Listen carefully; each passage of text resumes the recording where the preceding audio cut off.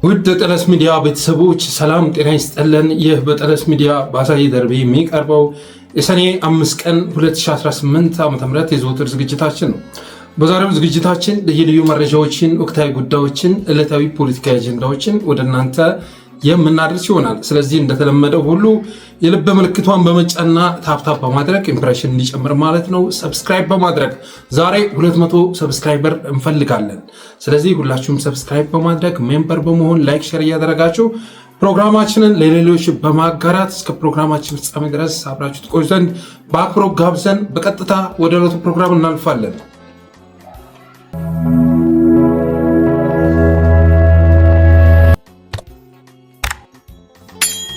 የመጀመሪያው ርዕሳችን የብልጽግና የመውደቂያ ጊዜ የተቃረበ መምጣቱን የተረዱ ሁሉ አሁን ላይ ተሰባስበው ለብልጽግና መሞገት ጀምረዋል። የብልጽግና የመውደቂያ ጊዜው መቆረጡን ያወቁ እና የጭንቁ ጊዜ መቃረቡን የተረዱ በሙሉ ጭንብላቸውን ገልጠው እስከዛሬ ድረስ ስልታዊ በሆነ መልኩ ድጋፋቸውን ሲያደርጉ የነበሩ ሁሉ አሁን ጭንብላቸውን ገልጠው እየተንቀሳቀሱ ይገኛሉ። በየአቅጣጫው ብልጽግና እየተወራጨ ይገኛል። በአንድ በኩል ኦሉሴጉን ኦባሳንጆን ትናንት ወደ መቀሌ ልኳል። አልጀዚራ ላይ በሬድዋንና በጌታቸው ረዳ አንደበት እየተናገረ ይገኛል። በስኳር በኩል ከፍተኛ የሆነ ጥረት እያደረገ ይገኛል። በተለያዩ ኃይሎች አማካኝነት ራሱን ለማዳን እየተፍገመገመ ይገኛል፣ እየተጋጋጠ ይገኛል። በአንድ በኩል ከፋኖ ጋር ለመፈራረም ሽማግሌዎች እየላከ መሆኑን ሰምተናል። እባካችሁ አማራን ጥያቄ መመለስ እችላለሁኝ፣ እንደምንም ብላችሁ ፋኖ ከዚህ ጽምዶ መካከል ሾልኮ እንዲወጣ አድርጉልኝ በማለት አማራዎችን ልኳል። በሌላ በኩል ደግሞ ወደ ትግራይ ኦባሳንጆን በትናንትናው ዕለት መልእክት አስይዞ ወደ መቀሌ ልኮ ነበር። በመልእክቱም እባካችሁ ይሄ ጽምዶ ከሚባል ኃይል ካውንስል ከሚባል ኃይል ራሳችሁን አውጡና ጥያቄያችሁን ልመልስ አብረን እንስራ በማለት ጥያቄ ማቅረቡ ተሰምቷል። እና ለሁሉም እንግዲህ በሳውዲ አማካኝነት የኤርትራ መንግስትም ጋር ለማሸማገል ጥረት ሲያደርግ ነበር። ግን ሁሉም ደግሞ የብልጽግናን አካሄድ ተረድተዋል። ፍላጎቱ አንዱን ጎትቶ በማውጣት ማክሸፍ ነው፣ እንዳይተማመኑ ማድረግ ነው፣ የተወጠነውን ነገር ማፈራረስ ነው እንጂ ብልጽግና ጋር በቋሚነት የሚካሄድ ድርድር፣ ስምምነት፣ ውይይት አለመኖሩን ስለሚያውቁ አንዳቸውም አልተቀበሉትም። አንዳቸውም። ያም ሆኖ ግን ጥረቱ ተጠናክሮ ቀጥሏል። በአማራ በኩል ትንሽ ጊዜ ያስፈልጋል። እኛ እኮ ትብብር እኮ መጥፎ ነው አንልም እኮ፣ ትብብር እኮ አስፈላጊ ነው። አንዳንድ ወገን መሳይ አጭበርባሪዎች ማለት ትብብር እኮ አስፈላጊ ነው፣ በጣም አስፈላጊ እኮ ነው። ግን መጀመሪያ ፋኖ በሁለት እግሩ ይቁም ይጥና፣ ከዛ በኋላ ይታሰብበታል እየተባለ ይገኛል።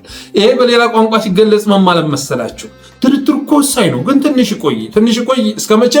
ክረምቱ እስኪያልፍ ድረስ። እስከ መቼ? የብልጽግና ድሮኖች በሙሉ አቅማቸው ወደ ስራ እስኪገቡ ድረስ። እስከ መቼ? የተጀመሩ ውስጡን ባንዳ የማስፈረም ስራ እስኪሳካ ድረስ። ይሄ ነው እና አንጀቴ ቅጠል ይላል። በቃ የአማራን ትግል ለማክሸፍ በዚህ ልክ ሲሽሎኮሎኮ ስመለከት አማራው ነው። ምን አለበት የኢትዮጵያን እድል ባታጨናግፉባት? አንድ እድል ያላትን ብቸኛ እድል ባታጨናግፉባት እነግርሃለሁ። ኦህዴድ ይሄ እድል ካመለጠ ይሄ እና አደጋ መራመድ ከቻለ ኦህዴድ 1000 ዓመት ሊገዛ ይችላል። 1000 ዓመት ቀላል እንዳይመስሉ ብዙ ፍኖተ ካርታ ይዘው የመጡ ናቸው። ይሄንን ካከሸፍከው 1000 ዓመት እየረገጠ ማለት ነው። ዛሬ የምፈልገውን ነገር ተግባራዊ ያደርጋለሁ እያለ ባለሀብቱንም ሁሉንም ቃል ሊገባልህ ይችላል። ከዛ ነገሮች ካለፉ በኋላ ግን አንገትህን እየጠመዘዘ ብልጽግና ጫማ ስር ታገኘዋለህ። አንገትህም ማለት ነው ብልጽግና ጫማ ስር። የሚታወቁትም በዚህ ስለሆነ በክህደት ስለሆነ ጥርሳቸውን የነቀሉበት ስለሆነ እነ ሽመልስ አብዲሳ ከዚህ ውጭ የፖለቲካ አካሄድ አላቸው እንዴ? ክህደት እኮ ነው መገለጫቸው። ያኔ እኮ በኢህአዴግ ጊዜ አብረዋቸው የወጡኑ ጓዶቻቸውን እኮ በልተው ነው አይደል እዚህ ደረጃ የደረሱት። ነሳረ መኮንን መኖሪያ ቤታቸው ድረስ ሳይቀር በአጥር ዘለው እየገቡ ደብድበው እኮ ነው እዚህ ደረጃ የደረሱት። የታማዦር ብላ ያስቀመጡትም ማለት ነው። በዛ መልኩ የመጣ ነው አብይ አህመድ ማለት። ሰኔ 15 ብሎ ወገኖቻችንን ያገዳደለ ጀግኖቻችንን ያገዳደለ እርኩስ ነው፣ እርኩስ። ስለዚህ ነገም ቢሆን ተመሳሳዩን እንደሚያደርግ አትጠራጠር። ብልጽግና እስከሆነ ጊዜ ድረስ ይንከባከብሃል። ከዛ እንደ ጌታቸው ረዳ የፈለገው ቦታ ላይ እያወጣ ያስጮሃል። እነ ማስረሻ ሰጤን እንደሚያደርገው ሁሉ ማለት ነው። እነ ማስረሻን ታስታውሳላችሁ? ከወራት በፊት ልክ እንደ ህጋዊ የአፋድ ድርጅት እነሱ ጋር እንደተፈራረመ አንጻር ፊታቸው የማይክ ማዕት ደርድሮ ምን ሲያስብላቸው ነበር? ምን ሲያስብል ነበረ? ታስታውሱታላችሁ? እንግዲህ በዚህ ስምምነት ብዙ ጥያቄዎችን አንስተን በብዙዎቹ ዘንድ ተግባብተንባቸዋል። ተፈናቅለው በተለያዩ መጠለያዎች የሚኖሩ ዜጎቻችን ወደ የአካባቢያቸው እንዲመለሱ እኩል የመልማት እና የዚህ የኢኮኖሚ ተጠቃሚነት በተመለከተ ኢትዮጵያ ውስጥ ካሉ ብሔር ብሔረሰቦች እኩል የመልማት እኩል የመጠቀም መብቱ እንዲከበር በጋራ እንደምንሰራ ተግባብተናል ማለት ነው። በድርጅታችን ስር የነበሩ የፋኖ አባሎች በተለያዩ ማረሚያ ቤቶች ይገኛሉ፣ ጣቢያዎች ይገኛሉ። እነዚህን በተመለከተ እንዲፈቱ እንደሰማችሁት ነው። በ6 ነጥቦች ላይ ተነጋግረናል። ተፈናቃዮችን መመለስ፣ እኩል የመልማትና የኢኮኖሚ ተጠቃሚነትን ማረጋገጥ፣ በተለያዩ ማረሚያ ቤት ያሉ የፖለቲካ እስረኞች እንዲፈቱ ማድረግ፣ ዲዲአር እንዲከበር መስራት፣ የፓወር ሼሪንግ ወይም የስልጣን መጋራት ማካሄድ፣ ግድያና እገታ ማስቆም በሚሉ 6 ነጥቦች ላይ ተፈራርመናል ሲል ነበር ማስረሻ ሰጤ። ከነዚህ 6 ነጥቦች መካከል ተፈጻሚ የሆነ የቱ ነው ልትነግረኝ ትችላለህ ወይ? አንተስ ነገ ተፈራርመህ ብትገባ ከዚህ የተለየ ነገር ያጋጥምሃል ወይ? ተፈናቃዮች ተመልሰዋል። እንደውም ሙድ እየያዘባቸው እኮ ነው። ምርጫ ላይ እንዲሳተፉ አደረግኩኝ፣ 100% መረጡኝ። እንኳን አፈናቀልከን፣ መንግስታችን እንኳን አፈናቀልከን፣ ጎጆቻችንን አቃጥለህ ልጆቻችንን ቤተሰቦቻችንን ጨፍጭፈህ እንኳን አፈናቀልከን ብለው 100% መረጡኝ እያለ ይገኛል እኮ። እኩል የመልማትና የኢኮኖሚ ተጠቃሚነት ይሄ እርሳው የሚታሰብ አይደለም። በተለያዩ ማረሚያ ቤት ያሉ የፖለቲካ እስረኞች እንዲፈቱ ማድረግ ተፈቷል። እነ ጎበዜ ሲሳይ ተፈተዋል። እነ ገነት አስማማው፣ እነ መስከረም አበራ፣ አባይ ዘውዱ፣ ዳዊት በጋሻው፣ ክርስቲያን ታደለ፣ ዮሐንስ ቦያለው፣ ዶክተር ካሳ ተሻገር፣ ቴዎድሮስ ኃይለማርያም፣ ዶክተር ወንደሰን ማን የተፈታው? እነ ፕሮፌሰር ማረጎ፣ እነ መንበር ማን የተፈታው? የተፈታለ እንዴ? አንድም የተፈታ የለም። ስለዚህ በተለያዩ ማረሚያ ቤት ያሉ እንዲፈቱ ማድረግ ተብሎ ነበር፣ አልተሳካም። ዲዲአር እንዲከበር እሱ ተግባራዊ ሆኖ ሊሆን ይችላል። ትጥቃቸውን ፈተው ወደ ማህበረሰቡ እንዲቀላቀሉ አንዳንዶቹም አሁን ዘመቻ እየተሰጣቸው ይገኛል። በኦፒነት በሰላይነት እየተላኩ መሆናቸውን የሚገልጽ መረጃ ደርሶኝ ወደ እናንተ ማድረሴ የሚረሳ አይደለም። ፓወር ሼሪንግ የሚለውን ገና እየተገመገሙ ነው፣ እየተጋጋጡ ነው። እባካችሁ የዞን ሚሊሻ ጽሕፈት ቤት ኃላፊ አድርጉን እንኳ በማለት እየጠየቁ ይገኛሉ። ግድያና እገታን ማስቆመ ተጠናክሮ ቀጥሏል። በቤኒሻንጉል ብትመጣ አሊዶሮ ላይ ያለው እገታ፣ አርሲ ላይ ያለው በተለያዩ ቦታዎች ላይ ጭፍጨፋው ተጠናክሮ ቀጥሏል። ትናንትና ለምሳሌ ጎንደር ላይ የሳሙኤል ባለደም ቤተሰቦች አገዛዙ ልቅምቅም አድርጎ እንዳስገባቸው ታውቋል። ማን ያንን ምክረ ሀሳብ እንደሰጠ ደግሞ ወደፊት የምናወጣው ይሆናል። ታርጌት ከተደረጉ ሰዎች መካከል አንዱ ሳሙኤል ባለድል ነው። ወንድማችን ሳሙኤል ባለድል ነው ታርጌት ከተደረጉ ኃይሎች መካከል አንዱ። በተለይ ደግሞ በስኳድ ማለት ነው። በስኳድ ጥርስ ከተነከሰባቸው ወገኖች አንዱ ይሄ ጀግና ነው እና ማስረሻ ከተፈራረሙ ነጥቦች መካከል አንድ እንኳን ተፈጻሚ የሆነ ልታገኝ አትችልም። አንተስ ብትሆን ነገ ብትፈራረም ምን የምታሳካው ነገር አለ? የግል ኪስህን ልትሞላ ትችላለህ፣ ከርሰህን ልትሞላ ትችላለህ።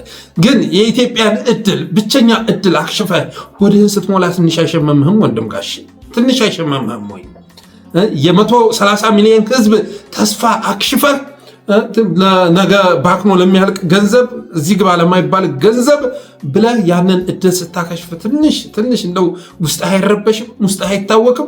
እኔ አንዳንዱ ሰው ጭካኔ በእጅጉ ይገርመኛል። አንዳንዱ ሰው ጭካኔ ራሱን ለመጥቀም ሌላውን ለመወድም እንዴት እንደሚንቀሳቀስ ታስብ ይገርመኛል። ይህን ዘመን መቼም ያሳየን ትልልቅ ብለን የምናስባቸው ሳይቀሩ ትልልቅ ትናንትና እነ ፕሮፌሰር መስፍን አርያን በምን አይነት መልክ ነበር ስናያቸው የነበሩ? ዛሬ ምን አይነት ሰዎቹ ነው ተገኙ? የኢትዮጵያን እድል የሚያከሽፉ እና የኤንጂኦ ገንዘብ ለመከፋፈል ብለው የዩኤንዲፒን ገንዘብ ለመከፋፈል ብለው በህዝብ እድል ላይ የሚቀልዱ ሰዎች ሆነው ነው የተገኙት። በተረፈ ይህም ሁሉ መንፈራገጥ መራወጥ ያመጣው ግን የብልጽግና እድሜ እያጠረ ማምጣቱ የተነሳ ነው። አልቋል ነው የምላችሁ። አልቋል። በመሀል የሆነ ነገር ተከስቶ አንዱ ኃይል ሾልኮ ከወጣ እድሉን ሊያስበላ ይችላል።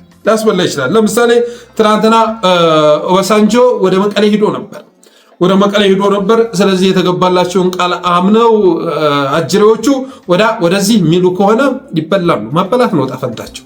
ለጊዜው ሁሉንም ነገር አሟላላችኋለሁ ሊላቸው ይችላል። መጨረሻ ላይ ግን የጌታቸው ረዳን ዕጣ ፈንታ ከመጋት ሊድኑ አይችሉም። በተመሳሳይ መልኩ ከአማራም በኩል እንደዚህ አይነት አስተሳሰብ ያለው ካለ ዕጣ ፈንታው እነ ኮሎኔል ፈንታው እንደነ ማስረሻ ሰጤ መሆኑ የሚቀር አይደለም። በተረፈ ግን በሁሉም መስክ ስትመለከቱ ብልጽግና ጭንቀት ውስጥ መግባቱን ትረዳላችሁ። የትናንቱን አልጀዚራ ላይ የወጣን የጌታቸው ረዳንና የሬድዋን ሁሴን አርቲክል ስታነቡ እንደተጨነቀ ትረዳላችሁ። እየመጡ ነው የሚለው እኮ በአጭሩ። በቃ አርቲክሉ ሲደመደም እየመጡ ነው ሊመጡ ነው። ትንሽ ዝቅ ስናደርገው ማለት ሊመጡብኝ ነው የሚለው። ተባበሩብን ይላል። ጽምዶዎች ይላል። ጽምዶ በቃ በየቀኑ እኮ ቲቪ በፋና የሚሰራውን ፕሮግራም ስትመለከቱ ቢያንስ 5 ጊዜ ስለ ጽምዶ ያወራሉ። 5 ጊዜ። በፊት ሳትተባበር በፊት ጽንፈኞች ነበር የሚሉት ጽንፈኞች እና ንቀታቸው ለጉር ነበረ። እኔ ጽምዶ የሚለው ቃል በነገራችን ላይ አማራን ያካትታል ብዬ አላስብም። በጭራሽም ይህ ስም መቀጠል አለበት የሚል አስተሳሰብ የለኝም። የህዝብ ለህዝብ ነው ቢባልም ማለት ነው። ዞሮ ዞሮ ግን ጽምዶ የሚሉት ካውንስሉን ነው። ካውንስሉ ትክክለኛ መጠሪያ ነው ብዬ አስባለሁኝ። ካውንስሉ ተሰባስበው እየመጡ ነው። ስለዚህ ዓለም አቀፉ ማህበረሰብ ጣልቃ ይግባ ይላሉ ማለት ነው። በነገራችን ላይ 2 አይነት ትርጉም ነው ያለው። አንዱ እየመጡ ነው። ሁለተኛ ከመምጣታቸው በፊት ልሄድ ስለሆነ ወቁልኝ የሚል ነው። አብይ አህመድ በፍርሃት ወደ ዘመቻ ሊገባ ይችላል። በፍርሃት በጣም ተረብሿል። 4 ኪሎ ሆኖ መቼ መጡ ይሆን እያለ መጠበቁ ሰልችቶታል። ስለዚህ ሂዶ ሊዘፈቅ ይችላል እና እንደዛም ለማድረግ ከማሰብ ሊሆን ይችላል አስቀድሞ በነጌታቸውና በሬድዋን ሁሴን አማካኝነት ዓለም አቀፉ ማህበረሰብ ማታወቅ የፈለገው። በተረፈ ግን ባይሄድም መምጣታቸው የሚቀር አይደለም። ቁርጥ ነው ተብሏል። እነጌታቸው ሲጽፉ የድሮን ድብደባውን ጽፎታል እንዴ? ትግራይ ላይ በአንድ ቀን እኮ 20 ምናምን ወጣት ላይ የረገፈው እሱን አልጻፉትም። በብልጽግና በኩል ያለውን ያለ ጦርነት መኖር አልችልም የሚል አስተሳሰብ አላካተቱትም። ያንንም ያካትታሉ ተብሎ አይታሰብም። በተረፈ ጌታቸው ረዳ በትግረኛ ባደረገው ቃለመጠይቅ ወልቃይትን ትተው በራያና በአሶሳ የሚመጡት ለምንድን ነው በማለት ሲከስ ተሰምቷል። ተርጉመው ልከውልኝ ነው። ወልቃይትን ትተው በራያና በአሶሳ የሚሄዱት ለምንድን ነው? ለትግራይ ካሰቡ ወልቃይት አይሄዱም እያለ ሲናገር ነበር አሉ። የትግራይን ህዝብ ስሜት ለመቀስቀስ ነው። ለአንተ አይደለም። በሌላ አቅጣጫ ቅጥረኛ ሆነው እየመጡብን ነው። ለምንድነው በራያ የሚመጡት? ለምንድነው በአሶሳ የሚመጡት? በወልቃይት አይመጡም እያለ ጌታቸው ረዳ ሲጠይቅ ነበር አሉ። በወልቃይት አለመምጣታቸው እኛዎቹንም ጥቁር አማሮች ያስከፋቸዋል። በነገራችን ላይ ያስከፋቸዋል። በዛ በኩል መጥተው ወጥመድ ውስጥ እንዲገቡ ነው የሚፈልጉት። በፍጹም ግን አይታሰብም ብያቸዋለሁ። ትናንት እንደዛ አይታሰብም። አማራ ጀግኖች ባሉበት ስለሆነ ሁሉም ነገር የሚካሄደው እንደዛ ሊታሰብ አይችልም። መዳረሻቸው 4 ኪሎ ነው። አብይ አህመድም ማስወገድ ነው እና እዛ ወጥመድ ውስጥ የሚገባ ባለመኖሩ የተነሳ ጌታቸው ረዳ በወልቃይት በኩል ለምንድነው የማይመጡት በማለት ጠይቋል። እኒኞቹ ጥቁር አማሮች የአብይ አማሮች ይህ አስተሳሰብ የሚከነክናቸው ቢሆን ኖሮ አሳየ ደርቤ ላይ መግለጫ በማስወጣት ፈንታ ይህን የጌታቸው ረዳን ንግግር ይተነትኑት ነበር። የኦባሳንጆን ጉዞ ይተነትኑት ነበር። ይህ አገዛዝ በማንኛውም ሰዓት እጥፍ ሊል ይችላል። እጥፍ ካለ ምንድነው አማራጫችን ብለው ሲናገሩ ይሰማ ነበር። ግን በአብይ በኩል የሚደረግ የትኛውም ነገር አይቆረቆራቸውም። ይህም በተመለከተ በነገራችን ላይ ለእናት ዓለም ጎንደር ያዘጋጀው ጦማር አለ። የልቤ እኖራለሁ ዛሬ የልቤ ማለት ነው። ምን ያህል እንደተታገስን፣ ምን ያህል እንደተገፋን፣ ምን ያህል ዋጋ እንደከፈልን የሚገልጽ ጦማር ለእናት ዓለም ጎንደር አዘጋጅቻለሁ። እሱንም ማቅረብ ይሆናል። በጣም ስለከፋኝ በጣም እነሱ በሄዱበት አካሄድ መሄድ አስፈላጊ ስላልሆነ እንጂ የተለያዩ ማህበራት እኮ አጸፋ እንዲሰጡ ማድረግ ይቻል ነበር። ግን ያ የክሽፈት መስመር ነው። እነሱ በማህበር ተሰባስበው እንዲመጡ ያደረጋቸው በግል መቆም ማይችሉ መሆናቸው የተነሳ ነው። ስለዚህ በማህበር ሲመጡ እኔም ደግሞ ወደ ጎጤ የሆነ ማህበር ፈልጌ ረና አማራ ማህበር ፈልጌ እኔ ስለ አማራ አይደለም የምሰራው ለምን እንትን አትሉልኝም ማለት እችል ነበር፣ ግን አላደርገውም። እንደዛ ብለው ቢመጡ ራሱ ቃወማቸዋለሁ። የሚፈልጉት ይህንን ስለሆነ ማፈራረስ ማተራመስ ስለሆነ የሚፈልጉት። በተረፈ ግን አብይ አህመድ ከህወሓቶችም ጋር ቢደራደር ማን አደጋ ውስጥ እንደሚገባ ነገ የምናየው ይሆናል። የጠለስ ሚዲያ ቤተሰቦች ግን ልትመዘግቡት የሚገባው ነገር ስለ ትብብር ስናወራ በሁለት ምክንያት አንደኛ ኦህዴድና ህወሓት ቢተባበሩ ነገሮች እንደሚከፉ በመረዳት ነው። ተስፋ ልናስቆረጣቸው አይገባም። በጋራ አጀንዳዎቻችን አብረን ልንንቀሳቀስ ይገባል። ከዛ ውጭ ግን ሁሌ የትናንትን እያነሳን የምንገፋፋ ከሆነ እነሱም አገልጋይ ሆነው ወደ 4 ኪሎ የመጡ ቀን ነገሮች ይከፋሉ፣ ብዙ ነገሮች ይበለሻሻሉ ከሚል አስተሳሰብ ነው። ሁለተኛ ደግሞ አብይ አህመድ ያው ስቴት ተብሎ የሚገለጽ ነው፣ አነሰም አደገም ማለት ነው። በጀት ያስተዳድራል፣ ታንኩም ባንኩም በመዳፉ ውስጥ ነው ያለው። ስለዚህ ይህንን ግለሰብ ለማሸነፍ መተባበር ወሳኝ ነው። በተናጠል የምናደርገው ሩጫ ግፋቢል ክልልን ነፃ ለማውጣት ቢያስችል ነው። የአማራ ፋኖ መቼም ኦሮሚያ ገብቶ ነፃ ሊያወጣቸው አይችልም። ቤኒሻንጉል ገብቶ ነፃ ሊያወጣቸው አይችልም። ግፋ ቢልና ቢሳካ አማራ ክልል ነው ነፃ ሊያወጣ የሚችለው። ይሄ ደግሞ ጠቃሚ አይደለም፣ ኢትዮጵያን አያተርፍም። ስለዚህ ኢትዮጵያን ለማስተዳደርም ይህን አገዛዝ ለማስወገድም መተባበር አስፈላጊ ነው ብዬ ማሰቤ የተነሳ ነው። በተረፈ ቀጣይ የሆነ ነገር ቢከሰት በመቀሌና በቦሌ መካከል የሆነ ስምምነት ቢካሄድ ኃላፊነቱን የሚወስዱት እነዚህ ሰዎች ናቸው። በነገራችን ላይ ነገም ቢሆን እነ ዘመነ ካሴን አርበኛ ዘመነ ካሴን እየከሰሱ እንደሚመጡ ጥርጥር የለውም። በነገራችን ላይ አማራ ልጆ ልጅ አለሁ ይበል፣ አርበኛ ዘመነ ካሴን ልጆ ልጅ አለሁ ይበል፣ ሄኖክ አዲሴን ልጆ ልጅ አለሁ ይበል። የምር በጣም የሚገርም አይምሮ ያላቸው ልጆችን ወልዷል። የሚገርም አይምሮ ማለት ነው። ይሄ የትግል ጊዜ ያበሰላቸው ከሚገባ በላይ ሁሉን ነገር ቀለል አድርገው መመልከት የሚችሉ ልጆችን ወልዷል፣ አፍርቷል። ተራማጅ የሆነ አስተሳሰብ ያላቸው ልጆችን ወልዷል። እንደ አማራ ብቻ አይደለም፣ እንደ ሌላው ከቀጠናው ኃይል ላይ ጎላ ብለው መታየት የሚችሉ ልጆችን ወልዷል። ይሄ ማለት ሌሎቹን ዝቅ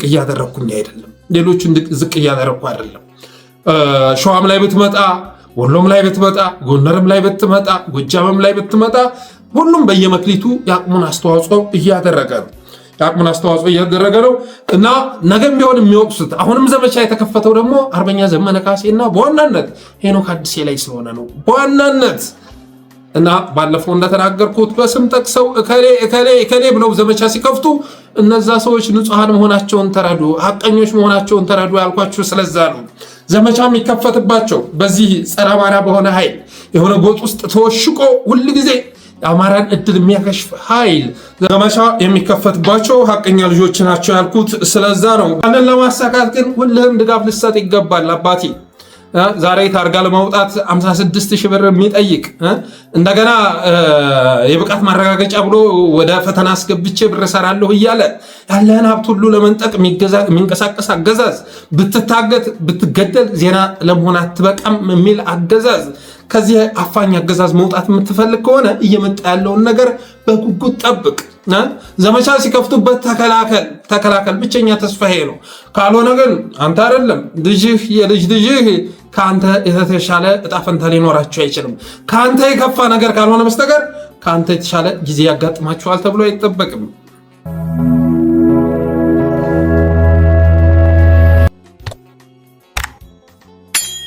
ወደ ቀጣዩ ርዕስ ከመሸጋገሬ በፊት ይህንን መልእክት ሰምታችሁ የጎንደር ወገኖች መልስ እንድሰጡኝ ይፈልጋለሁ። ስለ ጎንደር ይህን ጦማር እንጽፍልሽ አነሳሳይ ነገር ከሰሞኑን በስምሽ የሚጠራ አንድ ማህበር በስም ጠርቶ ስላዋገዘኝና እንዳላየ ላልፎ በሞክርም ስላመመኝ ነው። ያመመኝ ደግሞ ለእኔ ሳይሆን ለአንቺ አስቤ የሞገትኳቸው ኃይሎች በማህበር ካባ ተጠቅልለው ባለፉት ዓመታት ላደረግኩት አበርክቶ በማይመጥን መልኩ እጅግ የሚያስጸይፍ ነገር ሲፈጽሙብኝ በስምሽ የተደራጀ ሌላ አካል ሊመክትልኝ ባለመቻሉ ነው። የከፋኝ ልክ እንደሌላው አማራ ሁሉ ከጥቃት ልታደግሽ ስራወጥ ጎንደር ጠልና ጎንደሬን ይገደል የሚል ተደርጌ በመገለጼ ነው። የበሰጨኝ እግዚአብሔር ፈቅዶ የአገዛዝ ሲወገድ በሚል እምነት ከድል በኋላ ያለውን ጊዜ ሳስበው ከወንድም እህቶቼ ጋር ፈገግ ብዬ ስጨዋወት ራሴን የማገኘው ፋሲል ግቢሽ ውስጥ ቢሆንም አማራ መሆኔን ክደው የጎንደር ጉዳይ አያገባህም ሲሉኝ የከረሙ መንደርተኞች ፍረጃቸውን አንድ ደረጃ ከፍ አድርገው በመቅለጃ ሲዘምቱብኝና ይህን ኢሜጄን ሊያጠፉብኝ ሲሞክሩ የሚከላከልልኝ አለማየቴ ነው። ጎንደርዬ ወደ ወቀሳዬ ከመሸጋገሬ በፊት ልቤን ስዳብሰው ለአንድም ቀን ጉዳትሽንም ሆነ ድልሽን ከልቤ ውስጥ አጥቼው አለማወቄን መናገር ወዳለሁ። ያንቺ የሆነ ሁሉ የኔ ነው ብዬ በሐዘንሽ እናውን ሰናይንና የውባንተን ስም እየጠራሁ የአርበኛ ደረጀንና የአርበኛ መሳፍንትን ልጆች እያሰብኩ አልቅሻለሁ። በድልሽ ደግሞ በምናቤ ደረጀ በላይን ተከትዬ አይምባ ላይ ፈንጭቻለሁ። እኩይ አገዛዝ በበቀል ስሜት አይምባን ሲያወድማት ደግሞ ያደግኩበትን ቀዬ ያቃጠሉብኛል፣ ተከፍቻለሁ። ከዚህ ባለፈም በቻልኩት አቅም ሁሉ በአማራነት መንፈስ ቆሜ ጥያቄሽን ጥያቄ፣ ጠላትሽን ጠላቴ፣ ስጋትሽን ስጋቴ፣ ደስታሽን ደስታዬ፣ ህልውናሽን ህልውና አድርጌ ምድርሽ ላይ ከተወለዱት በማያንስ መልኩ በሚዲያው ዘርፍ ታግያለሁ ብዬ አምናለሁ። በትግራዩ ጦርነት የሚሆን አሁን በወድ ጋር በሚደረገው ጦርነት እንደሌላው አማራ ሁሉ እኩል መወረረሽና መጠቃትሽን ተቀብዬ በሚዲያውም በመጽሐፉም የአቅሜን አበርክቻለሁ። በሌላ መልኩ ግን የአንቺን ጥያቄ እኔ ውስጥ ባላቀውም የኔን ጥያቄ ግን በስምሽ ከሚምሉትና ፖለቲካውን እንመራለን ከሚሉት ጥቂት ሊቃኖች ሀሳብ ውስጥ አግኝቸው ባላውቅም አንቺን እንደማይወክሉ በማመን ተቃውሞዬን አፍኜ ረዥም ርቀት ለመጓዝ ሞክሬያለሁ። ለምሳሌ ያህል ያኔ ከህወሓት ጋር የተደረገው ጦርነት በፕሪቶሪያ ስምምነት ከመቋጨቱ በፊት እልልታ የዋጠው ሬታ የሚል መጽሐፍ አሳትሜ ነበር። ያ መጽሐፍ አብዛኛው ነገር አንቺ ስላደረግሽውና በአንቺ ላይ ስለተደረገው የሚያትት ቢሆንም በዚያ ጦርነት የቆመረው ቁማር የተጋለጠበት አገዛዝ መስከረም 1 ቀን ከቤቴ አፍኖ ወደ አባ ሳሙኤል እስር ቤት ሲወስደኝ በወቅቱ በተመሳሳይ መስመር ላይ ነን ብዬ የማስባቸው እኒህ ሊቃን ድምፅ ሊሆኑ ሲገባ ድምፅ ሊሆኑ የሚሞክሩ ወገኖችን በህግ በተያዘ ጉዳይ ጣልቃ አትግቡ እያሉ ሲገስጹ ነበር። እነ ጋዜጠኛ ጎበዜ ሲሳይ ጋር በዋስ ተፈትቼ ከ6 ወር ሙግት በኋላ ፍርድ ቤት በነፃ ከተሰናበትኩ በኋላ ደግሞ ወደ ፕሪቶሪያ የሄደውና በሐላላ ሎጂ ሌላ አይነት ቁማር ያሰናደው አገዛዝ የአማራ ልዩ ኃይል ትጥቁን ይፍታ ብሎ ሲወስን የተቃወምኩት ከሁሉም በላይ ህወሓት ትጥቁን ባልፈታበትና የአማራ የማንነት ጥያቄ መልስ አግኝቶ ባልተዘጋበት ሁኔታ እንዴት ይሆናል በማለት ነበር። ከ3ቱ ቀጠናዎች በላይ አንቺን የሚጎዳ ዘመን እየመጣ መሆኑን በማመን ነበር ተቃውሞዬን ስለፍፍ የነበረ። በወቅቱ ታዲያ እኒህ በስምሽ የሚምሉትና ሚዲያ ላይ ውር የሚሉት ልጆችሽ ከኔ በላይ አራስ ነብር ሆነ ይመጣሉ ብዬ ሳስብ 12,000 ፋኖ ሲታፈን የዘመቻውን አስፈላጊነት ለማስረዳት ሲሞክሩ እንደነበር ሁሉ መከላከያ እስካለ ድረስ የልዩ ኃይሉ መበተን ችግር እንደሌለው ለማስረዳት ሲሞክሩ ብሎም ይህን ውሳኔ በወሰነው ነውረኛ የፌዴራል መንግስት ፈንታ መረጃውን ለህዝብ ያደረሰውን የክልሉን መንግስት ሲወነጅሉት ስመለከት በእጅጉ ደነገጥኩ።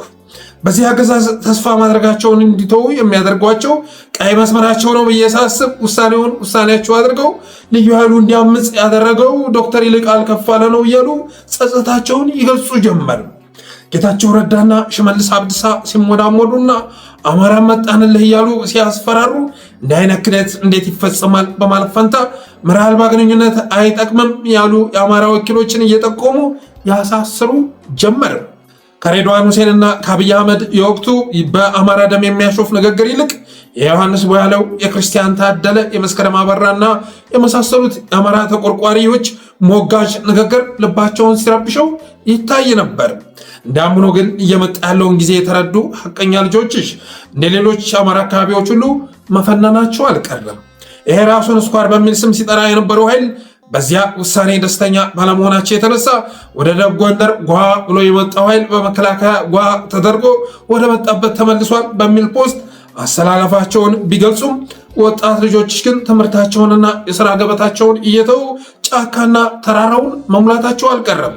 እናም በጦርነቱ ሰዓት ከፌዴራል መንግስቱ ጋር አማራ እንደተሳተፈው ሁሉ እርቁም ላይ አማራን የሚወክል እውነተኛ ወኪል ይካተት ብለን በተናገርነውና ስኳድ በተቃወመው ሐሳባችን ከስምምነቱ በኋላ ደግሞ የአማራ ስጋት ባልተቀረፈበት ሁኔታ የኃይሉን መበተንም ሆነ ፋኖ ላይ መዝመት ልክ አይደለም ብለን በተናገርነውና ከወደድ በላይ ስኳድ ባጣጣለው ብሎም በመሳሰለው ንግግራችን አስረን ተከሰን አንዳመን ሙሉ ፍርድ ቤት ተመላልሰን ብሎም በመሃል በተቀየሩ ዘረኛ ዳኞች ሰለባ ልንደረግ መሆናችንን ተረድተን ከሀገር ስንሰደድ በረሃውን ያሳለፍነው ህወሓትና አማራና ኤርትራ ላይ እንዝመት ሲባል እምቢ ማለቱን በበጎ እያሰብን ነበር።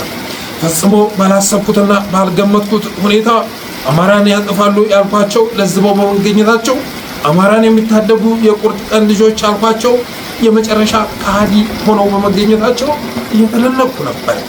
ስኳድ ከሚባለው ስብስብ ባለፈ በእርሱ ከመተማመን የተነሳ በስሙ የምምልበትና ጄኔራል አሳምነው ላይ በተናገረው ንግግር እንዳንሰማ ያለፍኩት ኮሎኔል ብረት ሊያስታጥቀው የሚገባውን የፋኖ ኃይል ምክንያት የሌለውና ስሜት የሚነዳው መንጋ ማለቱን እያሰላሰልኩ ነበር ይህ ሲሎን በረሃ ያለፍኩት።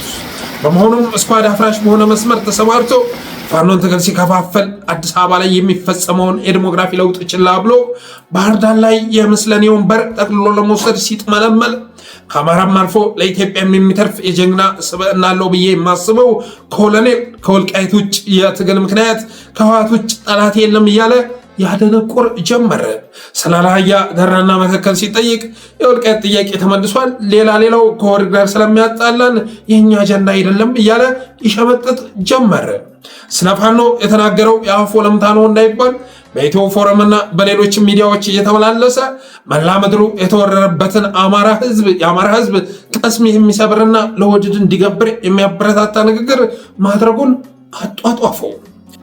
እናስ ጎንደርዬ ህወሓት ኮሽታ ሲያሰማ ድረስልኝ፣ ኦህዴድ በድሮን ሲያሽካካ ወግድልኝ፣ መላው አማራ በኦህዴድ ሲወድም አልሰማም። ስለ ወልቃይት ህወሓት ቃል ሲተነፍስ ግን ካፈ ባለፈ በአመፉሙዝህም መልስ ካልሰጠ አማራ አይደለህም ከሚል ስብስብ ጋር እንዴት ልግባባ? ለዚህ ጥያቄ መልስ ፈልጋለሁ።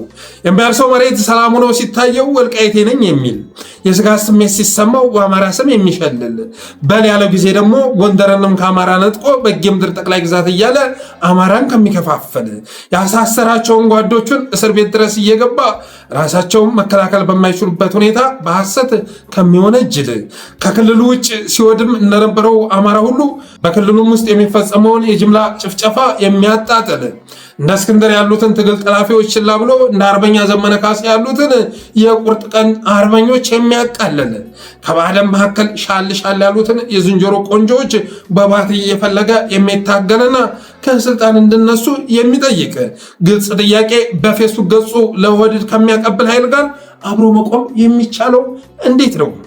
ጎንደርዬ እኒህ በስምሽ የሚምሉ ጥቂት እኩይ ልሂቃን እንደ አማራ ከየትኛውም ጠላት በላይ የከፉ አውዳሚዎች መሆናቸውን ባረጋግጥም እንደ ጎንደር በጎ ሀሳብ ይኖራቸው ይሆናል በማለት ለመመርመር ሞክሬ ነበር።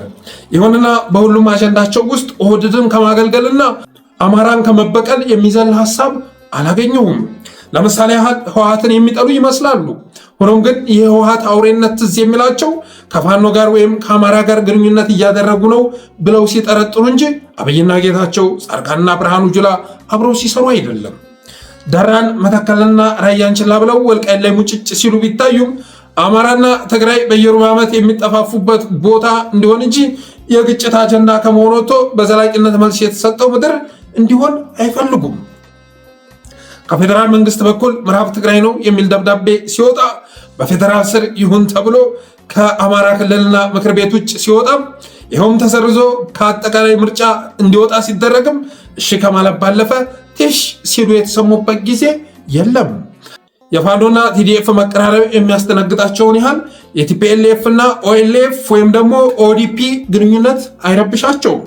ፋኖ ከህወሓት ጋር አብሮ መስራት የለበትም፣ እንደ አማራ መሰባሰብ አይገባውም ከማለት ባለፈ ህወሓትና አብይ አብረው ቢሰሩ ችግር ስለሌለባቸው ለዚህ ስጋት መፍትሄ የሚሆን ፕላን ቢ የላቸውም። ከዚህ ባለፈ ደግሞ ጎንደርዬ ለጎንደር የሚያስብ ከትግራይ ጋር ያለውን ዝግ ግንኙነት ከጎጃም ጋር እንዲኖርሽ ለማድረግ 24/7 አይሰራም። ለነሱ ቀርቶ ለአንድ ያልተማረ ገበሬ የአማራ መዳኛው አማራነቱ መሆኑ ሊጠፋው አይችልምና ጎንደርን የሚወድ ጎጃምን ወይም ሸዋን ወሎን አይጠላም። እንደ ሌሎች ቀጠናዎች ሁሉ እኩል እየወደምሽና ደምሽ እየፈሰሰ ባለበት ሁኔታ እንደ ቀጠና ከአፍሪካ ቀንድ ኃይሎች ጋር ይቅርና እንደ አማራ ወደ አንድ መተሽ መታገል ስታስቢ ባያግዝሽ እንኳን ለብቻ ሊያስቀርሽ አይጥርም። እናም ይህን ክፋታቸውን አይቼ በወቅቱ ከጎጃም ከሸዋ ከወሎ ወንድሞቻቸው ጋር ለመስራት ሲጥሩ የነበሩትን እነ ሀብቴ ወልዴንና ባየገናውን ሳወድስ በእነዚህ እኩይ ኤሊቶች መዳፍ የወደቁትን መውቀሴ እነዚህ ሰዎች አካሄድ ከማንም በላይ አንቺን የሚጎዳ መሆኑን ለማሳየት መሞከሬ ጎንደር ጠል ሲያስብለኝ ቢከርምም ልቤን ስፈትሸው ግን ተቆርቋሪነቴን እንጂ ጥላቻዬን ስለማገኘው በቸልታ ሳልፋቸው ነበር። በስኳድ ላይ ያካሄድኩት የሚዲያ ትግል በወሎ ህብረት በሸንጎ በአብንና በባዕደን ላይ ካደረጉት ተግባር መሰረት ያደረገ ትግል የሚለይና መንደር ላይ የሚያተኩር ባለመሆኑ እኩይ ሀሳባቸውን መሰረት አድርጌ ስሞግታቸው ህዝብ ጉያ መደበቃቸውን በቸልታ ሳልፈው ነበር። አንዳንዴም ላንቺ አስቤ ከመናገረው ንግግር ጋር በማይመጣጠን መልኩ በቡድን ተቧድነው ስሜን ለማጠልሸትና ያጸፋ ዘመቻ ለመስጠት የሞከሩበት ጊዜ ቢኖርም ንቄ ሳልፈው ነበር። ዛሬ ግን ያ ሁሉ ሙከራቸው ዋጋ አልባ መሆኑን ተረድተው በስምሽ በሚጠራ ማህበር ሊዋግዙኝና የፈጠራ ትርክት ሊተክሉብኝ ሲሞክሩ ተገቢውን መልስ ስትሰጫቸው ስላላየው ባለፉት ዘመናት በሶሻል ሚዲያም ሆነ በጠለስ ሚዲያ በአቅሜ ስታገል ስምሽን የሚበክል ንግግር ሳደርግ ሰምተሽኝ ታውቂያለሽ ወይ ብዬ ልጠይቅሽ ወደድኩ። መልሳችሁን እጠብቃለሁ። እና ዶክተር ደረጀ ቆራርጠው የሚያዞሩትን ቪዲዮ አይደለም፣ ያንን ኦሪጂናሉ ቪዲዮ እየፈለጉ ማስተባበል ስለደከመኝ ነው። በኤዲቲንግ የተቀጣጠለ መሆኑን እንዳትረሱት። ሰሜኑን ለመውደም የሚታተር አገዛዝ ጎንደርን ሊጠቅም አይችልም። ጎንደርን ከትግራይም ከአማራም ለመነጠል ማሰብ ልክ አይደለም። ወልቃይት የእርሻ መሬታችን እንጂ የቀብር ቦታችን መሆን የለበትም። የወልቃይት ጥያቄ አንደኛው የአማራ ጥያቄ እንጂ ብቸኛው የአማራ ጥያቄ አይደለም። ወልቃይትን ከአማራነት አካል ላይ የበቀለ ቅርንጫፍ እንጂ ከአማራነት የሚበልጥ ዛፍ አይደለም ማለቴ ለሁላችንም የሚጠቅም እውነት ወይስ አንቺን የሚጎዳ ጎንደር ጠልነት? በእውኑ በማህበረሰብ ካወገዙ ግለሰቦች መካከል ከኔ በላይ ስለ ወልቃይት ይቅርና አብይ ለሱዳን ስለሸጠው አልፋሽጋ ደለሎ ምድር የተሟገተ ይኖር ይሆን? ይህንን ጥያቄ ለጠለስ ሚዲያም ቤተሰቦች ጭምር ነው የምጠይቀው። በእኔ ልክ ስለ አልፋሽጋ ደለሎ የገስግስ ጃናሞራን አርቲክል መሰረት በማድረግ የሰራ ይኖር ይሆን ብዬ ጠይቃለሁ። የአልፋሽጋ ደለሎን አጀንዳስ በኒህ በስምሽ ከሚምሉት በላይ የለፈቀው ኃይል ኢትዮጵያ ውስጥ ይኖር ይሆን? በእኒህ ሰዎች ላለመወገዝ ሲባል የሆድድን የድሮንና የከባድ መሳሪያ ጭፍጨፋ እንዳላየ አለፌ ህወሓት ላይ መዛት ነበረብኝ። መላው አማራን ያጥለቀለቀውን ወረራ ችላ ብዬ በየዓመቱ በሆድድ ወጥመድ ውስጥ እየገባው ወልቃይትን ሰበብ በማድረግ ሰሜኑን የሚያጨፋጭፍ ሶስተኛ ዙር ጦርነት ለመቀስቀስ መጋጋጥ ነበረብኝ። ልክ እንደነሱ አብይ ተመለስ ሲል ተመለሱ እያልኩ፣ ተኩስ ሲል ተኩሱ እያልኩ አማራውን አጥፍቼ ኦህዴድን ለመታደግ መጣር ነበረብኝ። 9 ዓመት የፈረደብኝን አገዛዝ ማገልገል ነበረብኝ በማለት በስምሽ ተደራጅቻለሁ የሚለው ቡድን ባወጣው መግለጫ ማዘኔን ገልጬ የዛሬ ጦማሬን ስቋጭ ይህን አገዛዝ ካስወገድን በኋላ ፋሲለደስ ላይ ተሰባስበን የምናወራበት ጊዜ ቅርብ እንደሚሆን በማለም ነው።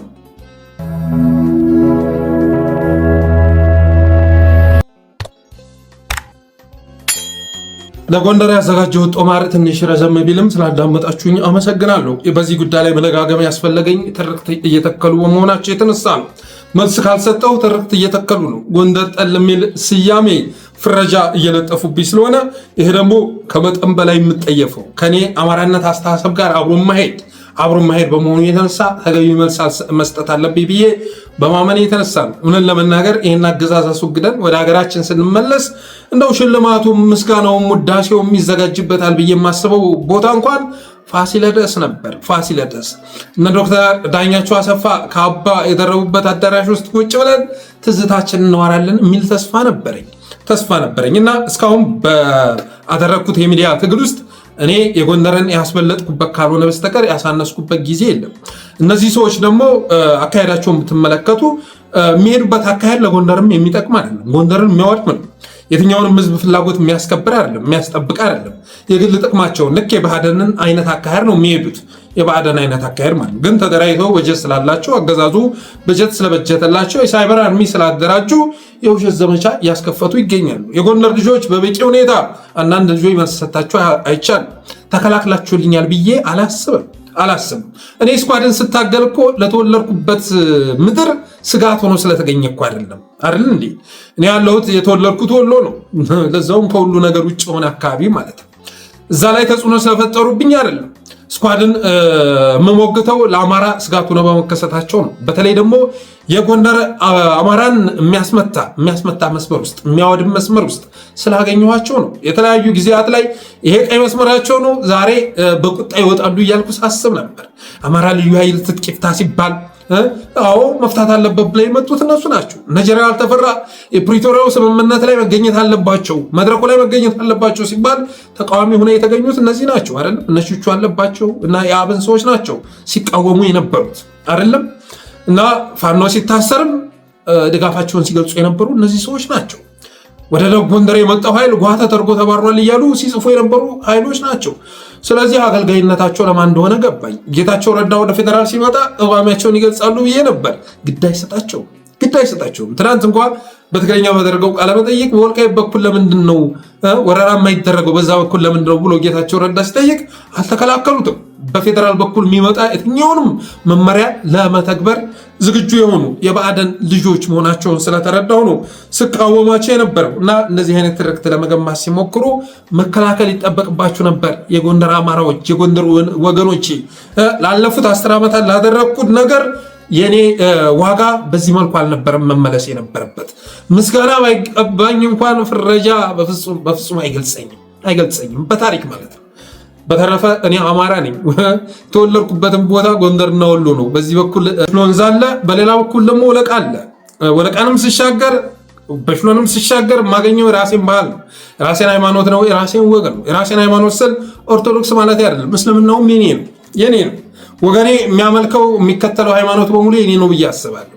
ወገኔ ያለው ውዝዋዜ ያለው ዜማ አዛዛም ሁሉ ነገሩ እኔ ነው ብዬ አስባለሁ። የጎንደሩም የጎጃሙም ውዝዋዜ የተለየ ትርጉም አይሰጠኝም። የኔ እንደሆነ ነው የማስበው። ምክንያቱም አማራ ነኝ ብዬ አስባለሁ። አማራነት ማንነቴ ነው። ጎንደር፣ ጎጃም፣ ሸዋ፣ ወሎ ግዛቴ ነው ብዬ ማመን ሰው ነኝ። ይሄን እንደው ወሬ ለማሳመር አይደለም። እስካሁን ድረስ በሶሻል ሚዲያ ስትከታተሉኝ የነበራችሁ ወገኖች ስከተለ የነበረ መርህ እንደሆነ የምትዘነጉት አይመስለኝም። በተረፈ ከጎንደር ወገኖች ለነዚህ ሰዎች አጸፋ መስጠት ያስፈልጋል። ለነዚህ ሰዎች አጸፋ መስጠት ያስፈልጋል።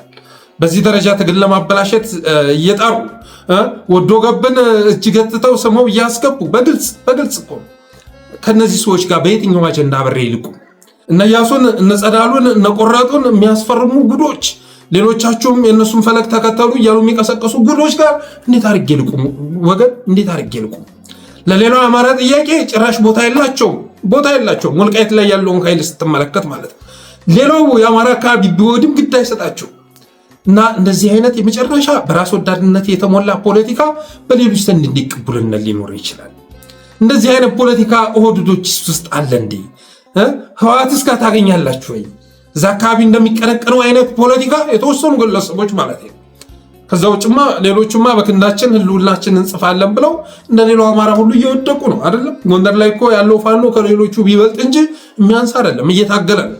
ግን ሚዲያው ላይ ውርውር የሚሉት ሰዎች ጋር እንዴት መቆም ትችላላችሁ? ከነሱ ሐሳብ እኔ የማርያማዊት ሐሳብ ይገዛኛል፣ የስታሊን ሐሳብ ይገዛኛል፣ የቴዎድሮስ ጸጋዬ ሐሳብ ይገዛኛል። እነዚህ ሰዎች መጥተው ፌስቡክ ላይ ከሚጽፉት ሐሳብ እነዚህኞቹ ውስጥ ራሴን አገኘዋለሁ። እና እኔ እንደ አማራ ያለኝን ጥያቄ እነሱ እኮ መቀበሉን የኔን ጥያቄ ሲያቃልሉት ሲያንቋሸሹት ነው የማገኛቸው። ስለዚህ የመቃወሜ ደግሞ ተፈጥሯዊ ነው ብዬ አስባለሁ።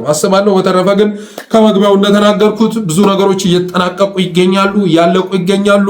አሁን ብስራት ሊመጣ ስለሆነ ነው ጩኸት የበዛው፣ ጫጫታ የበዛው፣ ትርምሶ የበዛው። ስለዛ ነው በሰንጆ መቀሌ የተገኙት እነ ሬድዋንና ጌታቸው ረዳ አልጀዚራ ላይ ሲጽፉ የታዩት ስኳዶች በአዲስ እምቅ አቅም አባት አርበኞችን ሳይቀር እያታለሉ የተከሰቱት ብልጽግናን የመታደጊያ የመጨረሻ ምዕራፉ የመጨረሻ ጊዜው ይሄ ነው ተብሎ በጀቱ ስለተለቀቀ ነው። ይህንን መረዳት ያስፈልጋል።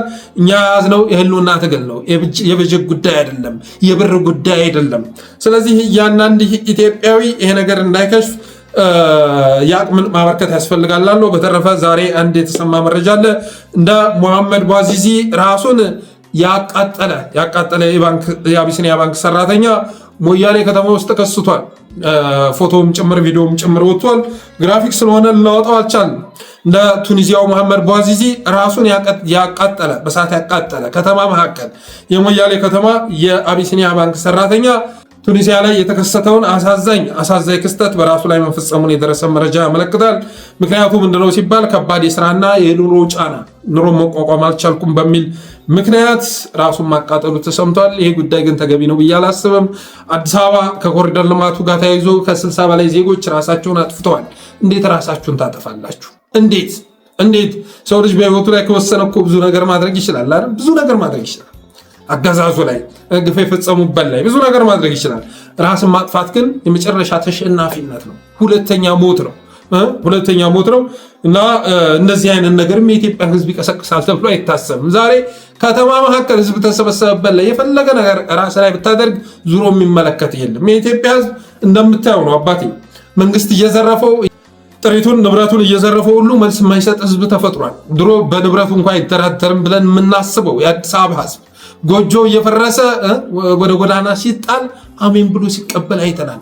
በነገራችን ላይ ከታርጋ ጋር ተያይዞ የአውቶሞቢል ባለቤቶች ታርጋን ቀየርን በዚህ ብር ብለው ማመጻቸውን ሰምተናል። የሚያስከብር ይሄ ነው። ነገ ደግሞ የግል መኪኖች በሙሉ የሆዱዶች ናቸው የሚል አዋጅ አውጥቶ ይመጣልሃል።